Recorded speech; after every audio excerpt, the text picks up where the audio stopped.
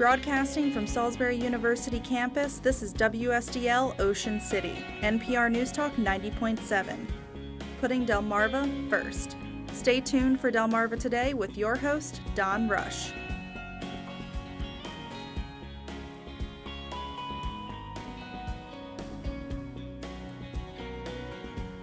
Fresh from elections last year, the Maryland legislature gets down to business. Welcome to Delmarva Today. This is Don Rush. Governor Larry Hogan became the first Republican to be elected to a second term in decades, but Democrats still hold majorities in the state legislature. Governor lawmakers will take a look at issues ranging from $1 billion surplus in school funding to legalization of recreational marijuana and efforts to rein in prescription drug prices. Take a look at what lies ahead for the Annapolis lawmakers. We have on the line with us Lynn Lazarick. He's with MarylandReporter.com, and welcome to the program. Good to be here. So, let's start with this budget. We've got a $1 billion surplus, as it were, and I understand that the comptroller, Peter Franchot, says there's no guarantee of economic health, and sort of paraphrasing him, he says the winter is coming and we have to be prepared for it. What's the situation look like in terms of whether or not this is going to be put aside as Franchot would like, or is it going to be spent? Well, first of all, we have the governor's budget, and we don't know exactly what he's going to do with it. The Hogan administration is typically very tight-lipped, and so we'll find out in a couple of weeks what he plans to do. As you say, Peter Franchot has been saying that the money should be put aside in the rainy day fund because at some point we're going to have another recession, and he doesn't want to have to go through the whole process that he went through under the O'Malley years, where they had to cut the budget in the middle of the year. On the other hand, at the same time, Franchot says, "Well, I fully expect them to spend it all." The problem with spending it all is the situation looks good for the coming year. So this is fiscal 2020.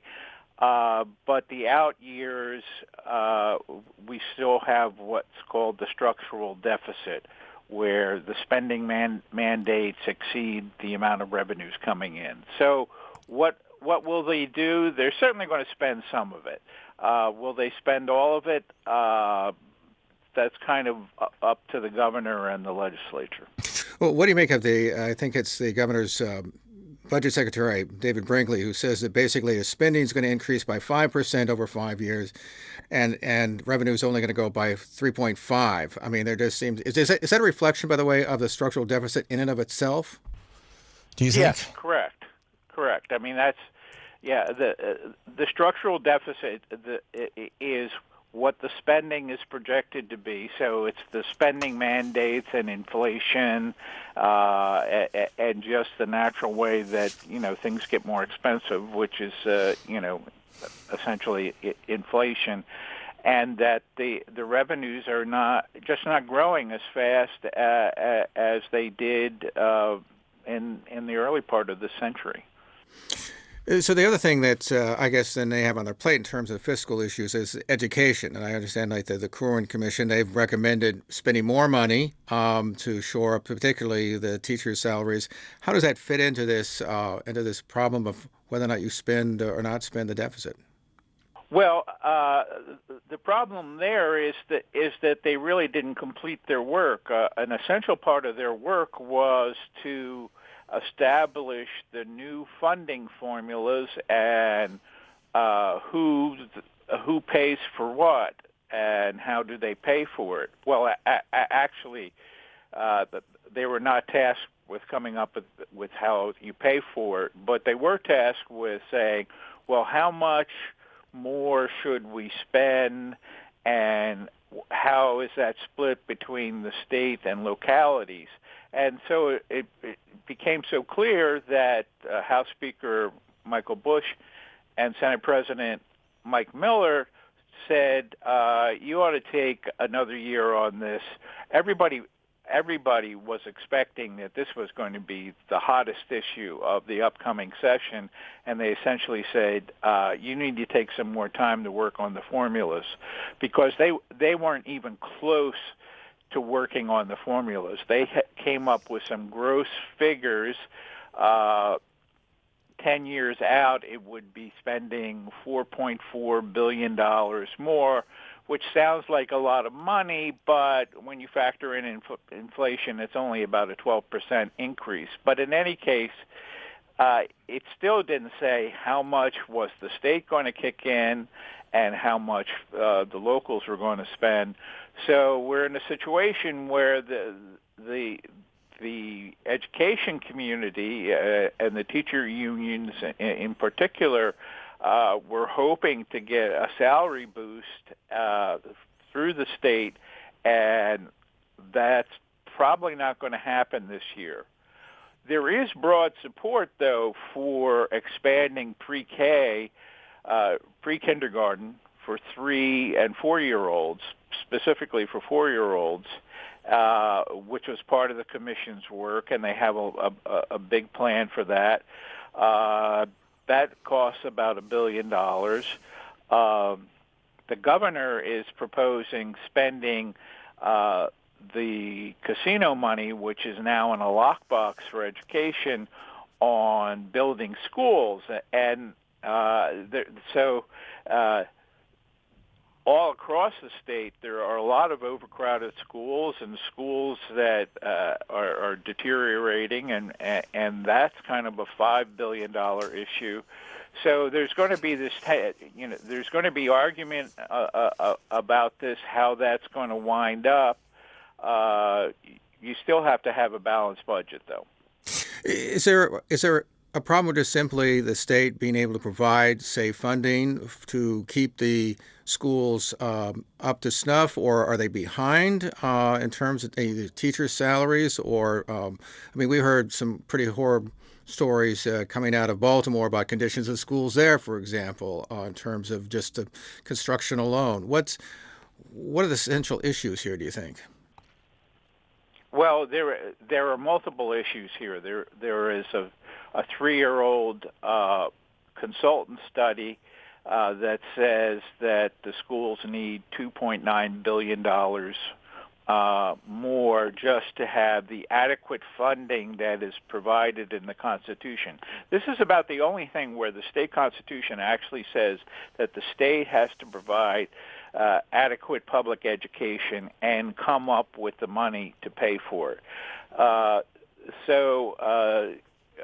While teacher salaries in Maryland are very good, they lag behind some other states, and this current commission has done an elaborate proposal to change the way teachers are compensated, the way they're recruited, the way they're trained, establishing a career ladder, cutting out some administrative people.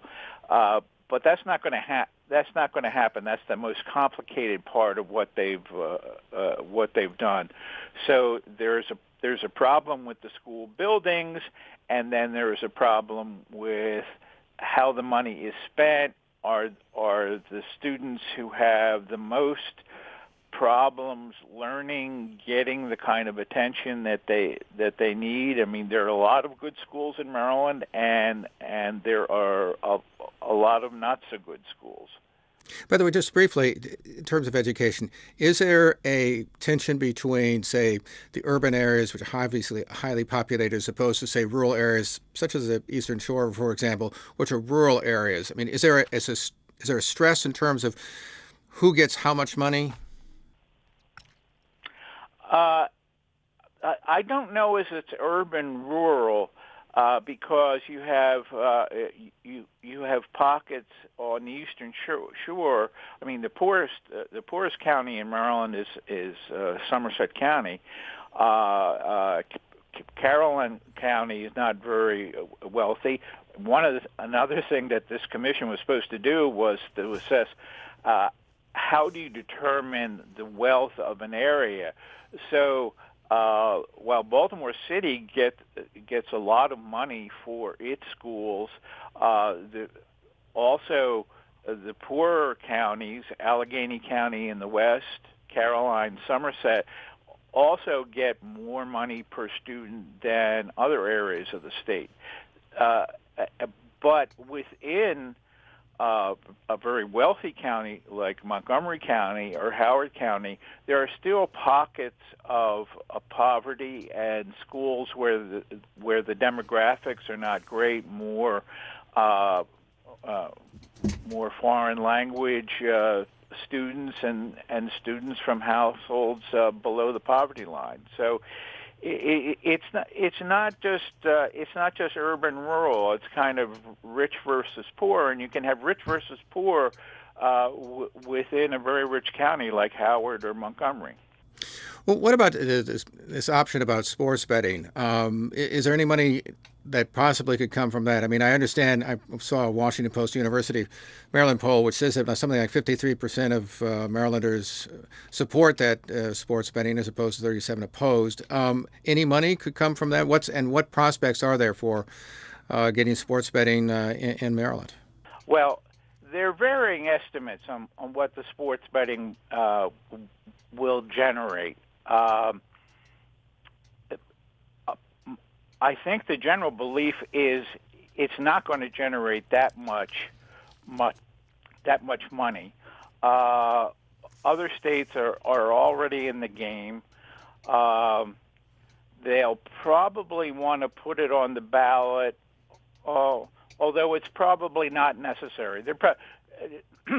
There's likely to be an agreement because Governor Hogan has said this to the Washington Post, that they can come up with an agreement on how to do sports betting. It might generate $100 million, which sounds like a lot of money, but spread around the state, the $100 million in what is likely the budget is already, the state budget is already $44 billion. So $100 million doesn't really add that much. State revenues are already at about $18 billion. So, people are always looking for, here's a place where we're going to get some more money. And yeah, there's more money, but it's just incremental. And once you start spreading it around 23 counties in Baltimore City, it becomes pretty thin.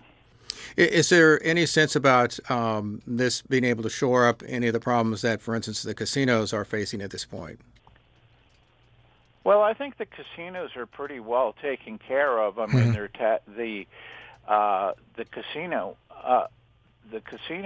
money is going up because of National Harbor, which, as expected,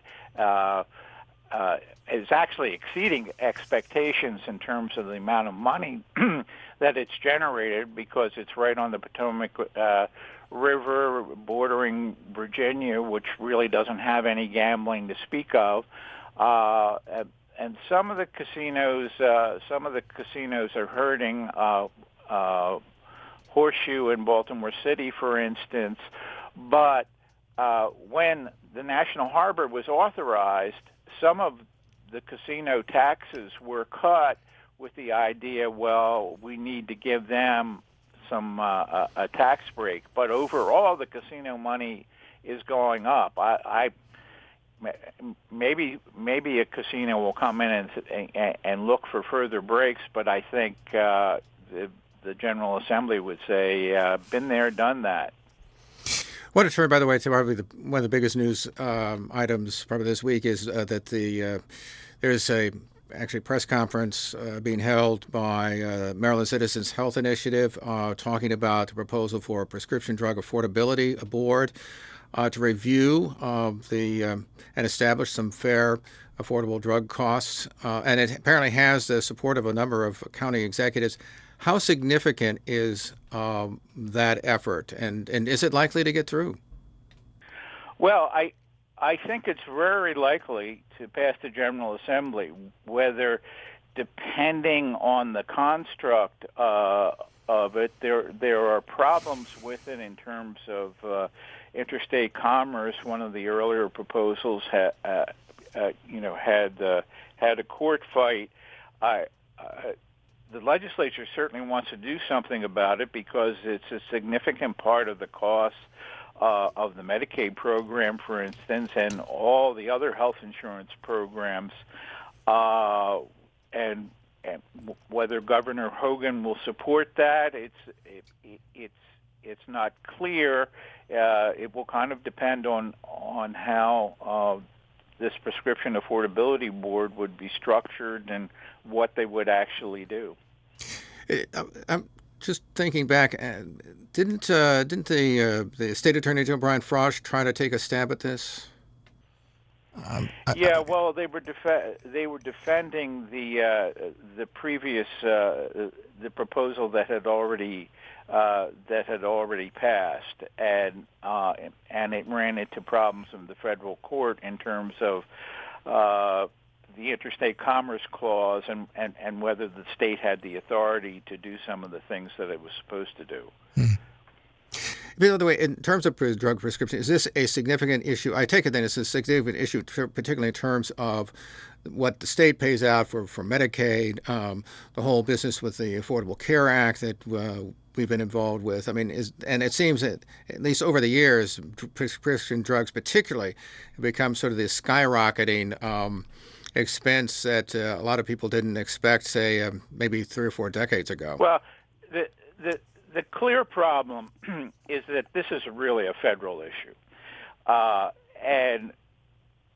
and you have the Congress, because of big pharma and the amount of money that it spends on lobbying, that the Congress refuses to do it. President Trump has actually talked about doing something himself, although in general his promises about health care have not come through. So you have the problem that it's really a national issue. You don't have the kind of control over drug prices and that you have in Canada, for instance. But because of the refusal of Congress to act on the issue, then you have states trying to come up with this sort of patchwork thing to deal with it on a state-by-state basis.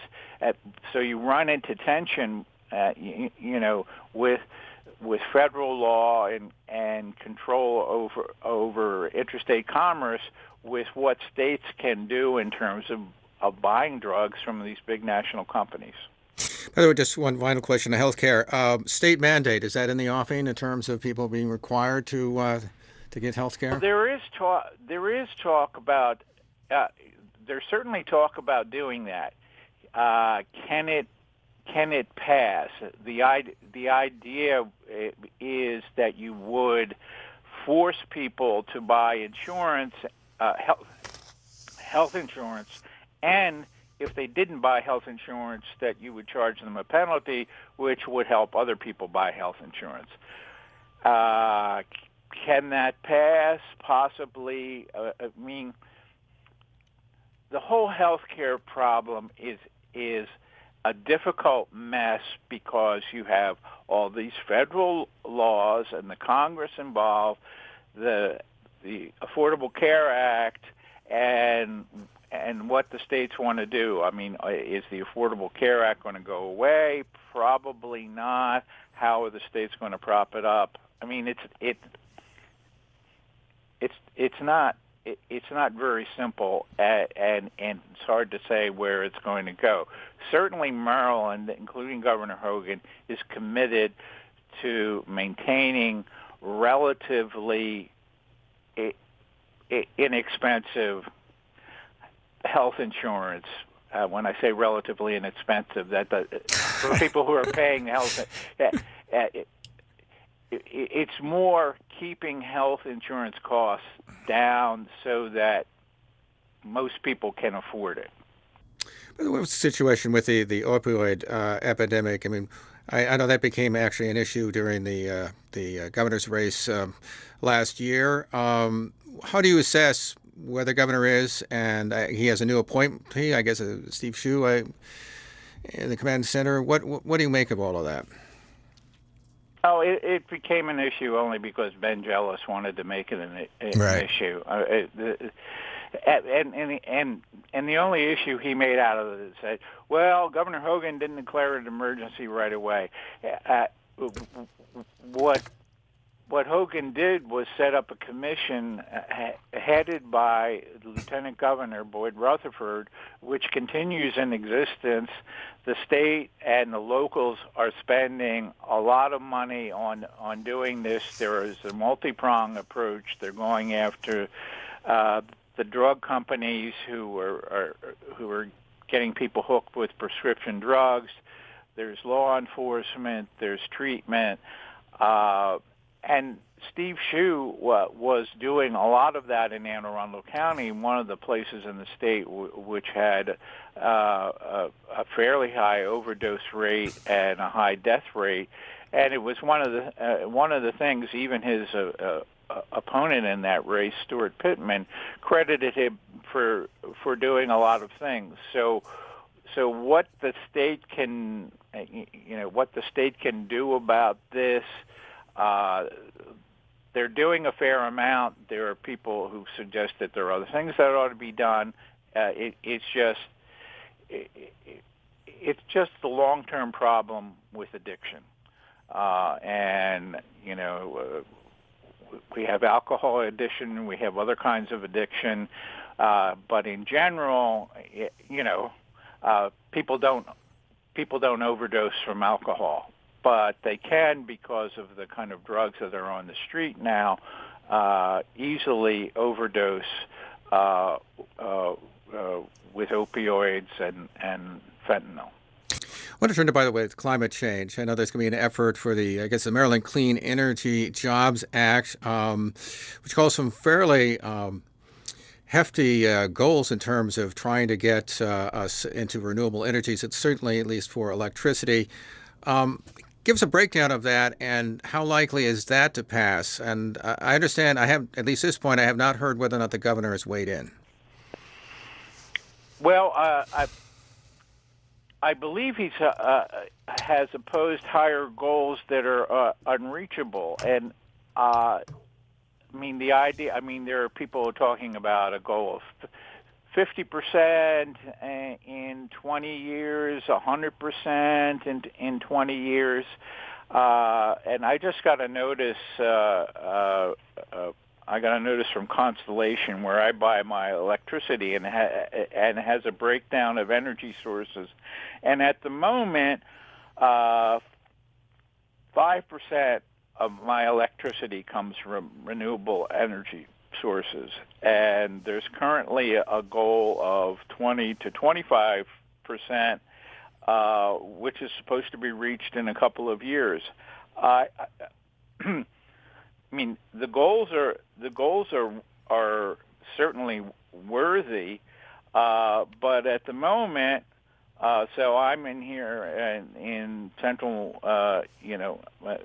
Maryland, and 30% of my electricity is coming from coal.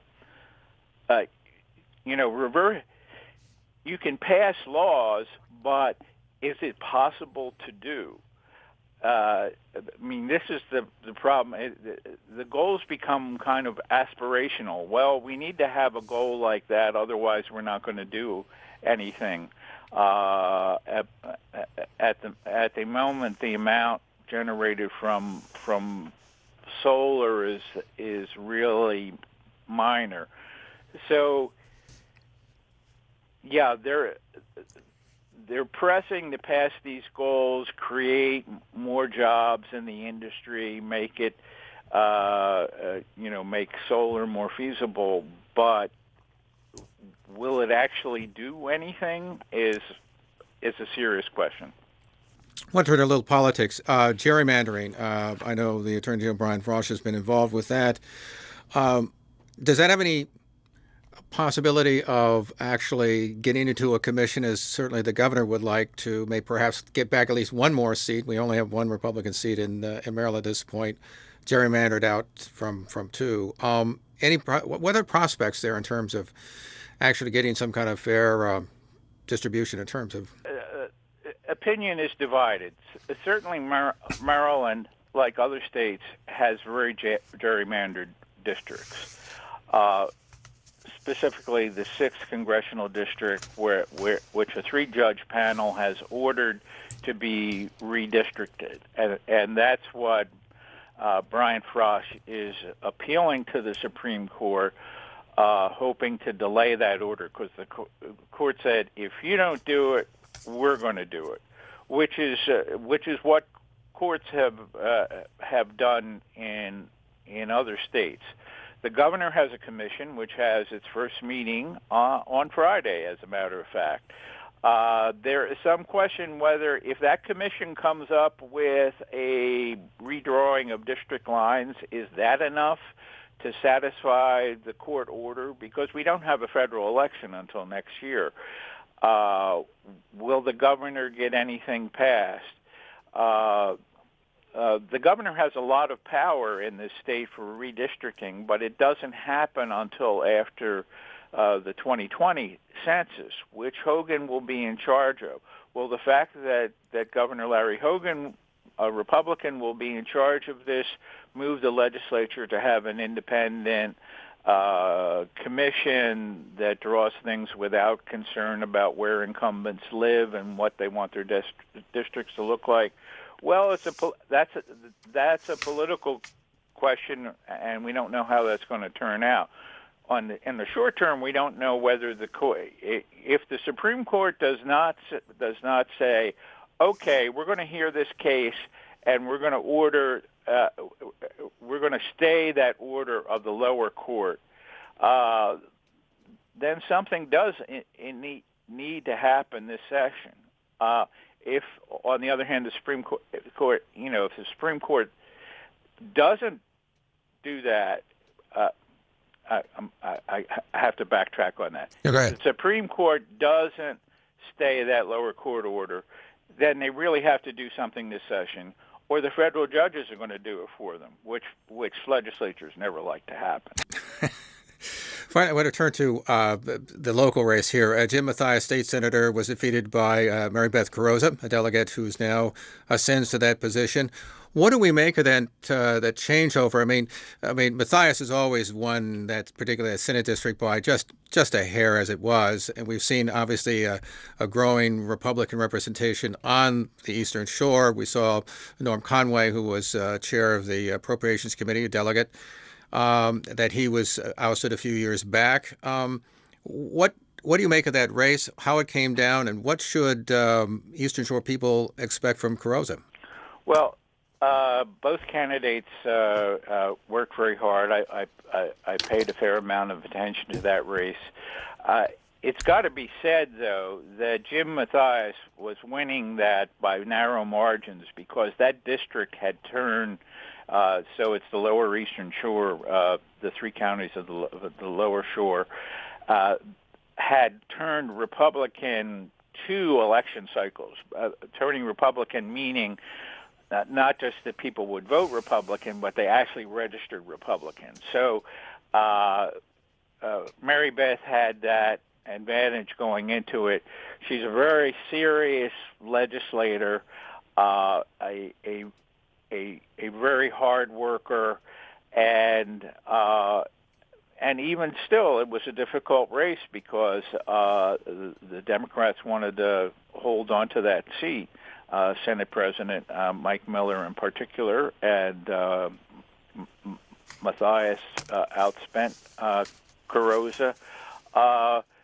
How will this affect the Eastern Shore? I mean, the Eastern Shore is now considered safely Republican. I think we have, is there 1 delegate left? I think so, yes. Yeah, I'm trying to. I believe there's only 1 Democratic delegate left on the Eastern Shore. Don't hold me to that, but I think that's, right. I think that's very true. few anyway. Yes.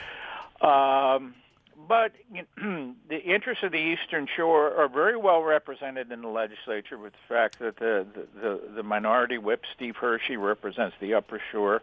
Addie Eckhart is on the Budget and Taxation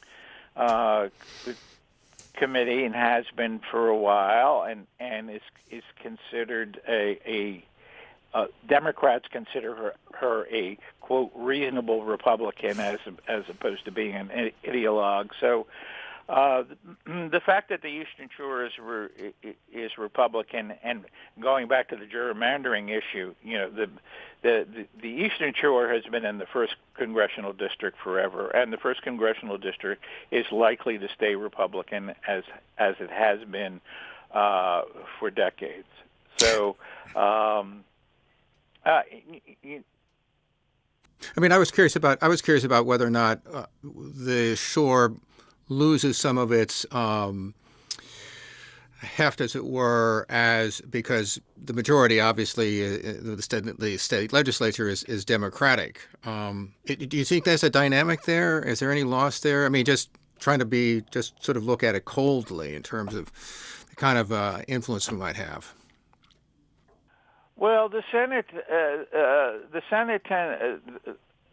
tends to be more bipartisan. That was actually a seat that they picked up, so the Republicans gained one seat there. They didn't gain the 5 seats that Governor Hogan wanted, the drive for 5, to gain him to protect his vetoes, but.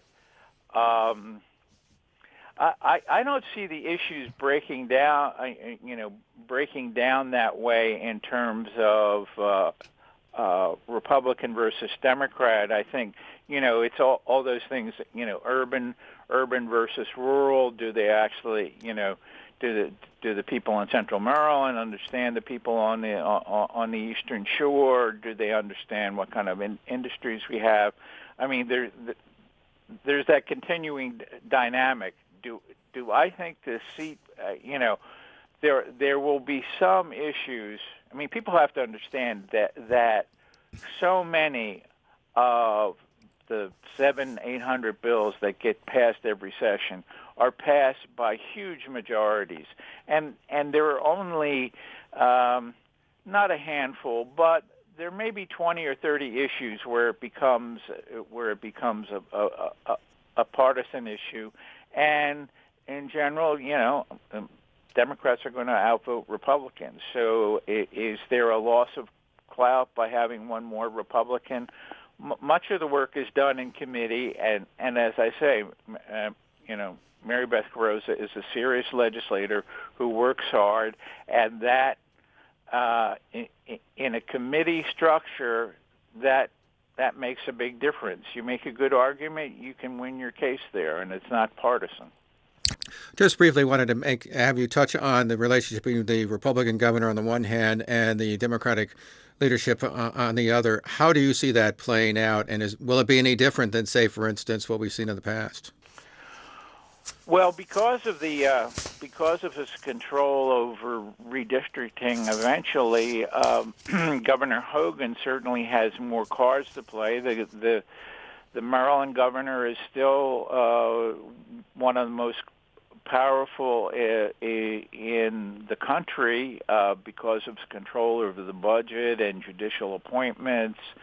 Will his relations get any better? To a certain extent, Governor Hogan was overplaying his bipartisanship.